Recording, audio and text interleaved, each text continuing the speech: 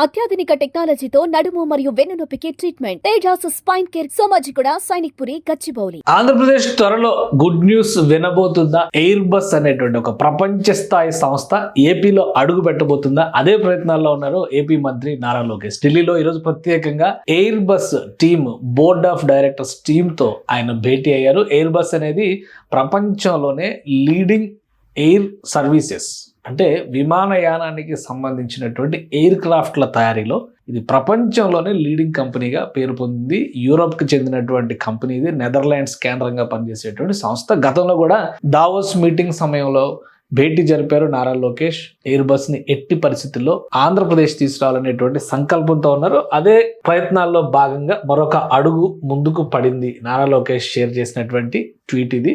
Air bus టీంతో ఆయన భేటీ అయ్యారు ఈరోజు ఢిల్లీలో. కేంద్ర పౌర విమానయాన శాఖ మంత్రి రామ్మోహన్ నాయుడు గారు కూడా ఇందులో ఉన్నారు. ఎయిర్ బస్ టీంకి ఆంధ్రప్రదేశ్లో ఉన్నటువంటి పాలసీస్ గురించి ఎక్స్ప్లెయిన్ చేశారు. ఇంకా అనేక ఫొటోస్ ఉన్నాయి. ఎయిర్ బస్కి సంబంధించినటువంటి డెమో పీసెస్ని ఆయన పరిశీలించారు. దీనికి సంబంధించినటువంటి ట్వీట్లో కూడా క్లియర్గా పేర్కొన్నారు.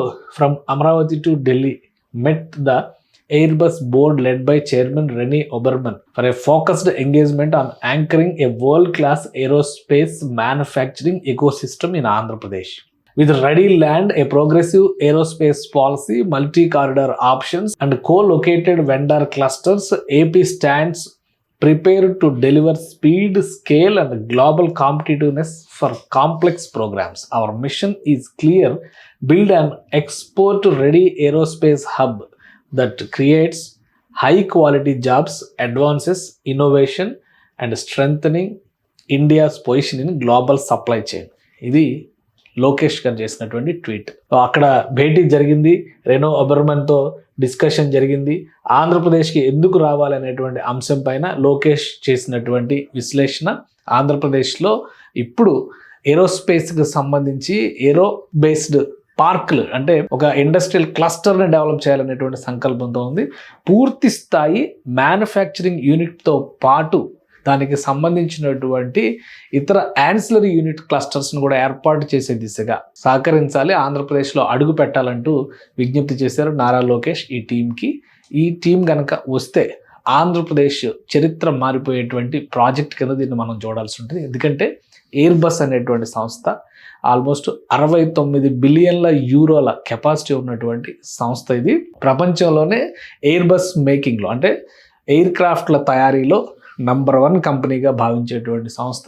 అలానే పౌర విమానయానానికి సంబంధించినటువంటి అనేక వస్తువులతో పాటు డిఫెన్స్, హెలికాప్టర్ మేకింగ్ ఇటువంటి సబ్సిడరీ కంపెనీస్ కూడా ఉన్నాయి. ఆ కంపెనీస్తో పాటు వివిధ రకాల ఏరోస్పేస్కి సంబంధించినటువంటి వ్యవస్థల్ని ఆంధ్రప్రదేశ్లో ఆవిష్కరించే దిశగా రావాలంటూ ఆహ్వానం పలికారు మంత్రి నారా లోకేష్ కేంద్ర మంత్రి రామ్మోహన్ నాయుడు గారితో కలిసి. ఒకవేళ ఈ ప్రాజెక్టు వస్తే కనుక ఖచ్చితంగా ఏపీ చరిత్ర మారిపోయేటువంటి ప్రాజెక్ట్ అవుతుందని చెప్పడానికి ప్రధానమైన రీజన్ ఏంటంటే దీని హిస్టరీ, ఈ సంస్థకు ఉన్నటువంటి గొప్పతనం తెలుసుకుంటే కనుక ఇది ప్రపంచంలోనే అత్యద్భుతమైనటువంటి సంస్థగా పేరు పొందింది. Air bus company pioneering sustainable aerospace for a safe and United world. ప్రపంచం మొత్తానికి ఎలాంటి ఏవియేషన్ సంస్థ అయినా కానీ ఈ సంస్థ నుంచే ఎయిర్ క్రాఫ్ట్లను కొనుగోలు చేస్తుంది.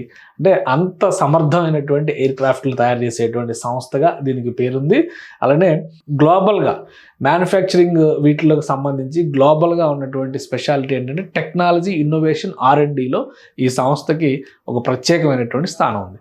ఇంత భారీ సంస్థని తీసుకురావాలి ఆంధ్రప్రదేశ్కి, తీసుకొస్తే కనుక మ్యానుఫ్యాక్చరింగ్ ఆపర్చునిటీస్తో పాటు జాబ్ ఆపర్చునిటీస్ విపరీతంగా పెరుగుతాయని చెప్పని ఆంధ్రప్రదేశ్ ప్రభుత్వం భావిస్తుంది. అందులో భాగంగానే ఎయిర్ బస్ కాంట్రాక్ట్ని ఎట్టి పరిస్థితుల్లో కూడా ఎగ్జిక్యూట్ చేయాలి, ఆంధ్రప్రదేశ్లో అడుగు పెట్టే విధంగా తీసుకురావాలని చెప్పని నారా లోకేష్ సంకల్పంతో ఉన్నారు.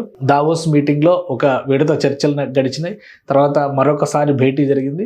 ఈరోజు ఒక విధంగా ఢిల్లీలో జరిగినటువంటి భేటీ ఒక కీలకమైనటువంటి భేటీగా చూడాల్సి ఉంటుంది. బోర్డు అందరినీ కలిపి ఇంక్లూడింగ్ చైర్మన్ బోర్డుతో భేటీ అయ్యారు కాబట్టి ఆంధ్రప్రదేశ్ చేసినటువంటి ప్రతిపాదనలు ప్రధానంగా మ్యానుఫ్యాక్చరింగ్ యూనిట్, అలానే 2 ఇండస్ట్రియల్ క్లస్టర్స్, ఏరోస్పేస్ క్లస్టర్స్కి సంబంధించినటువంటి ప్రాంతాలు అంటే భూములు ఎక్కడ కేటాయించడానికి అవకాశం ఉంది, options, speed of doing business పేరుతో ఏరోస్పేస్ పాలసీ ఆంధ్రప్రదేశ్ ప్రభుత్వం ఇటీవల రిలీజ్ చేసింది. ఏరోస్పేస్ పాలసీని ఏ విధంగా అమలు చేస్తాం అనేటువంటి అంశాలను కూడా ఈ బృందంతో వివరించారు. కాబట్టి ఎట్టి పరిస్థితుల్లో ఏపీలో కనుక అడుగు పెడితే ప్రభుత్వం పూర్తి స్థాయిలో సహకరిస్తుందని చెప్పని లోకేష్ భరోసా ఇచ్చారు. అందులో భాగంగానే ఈ భేటీ చాలా ముఖ్యమైనటువంటి భేటీగా ఆయన చెప్పారు.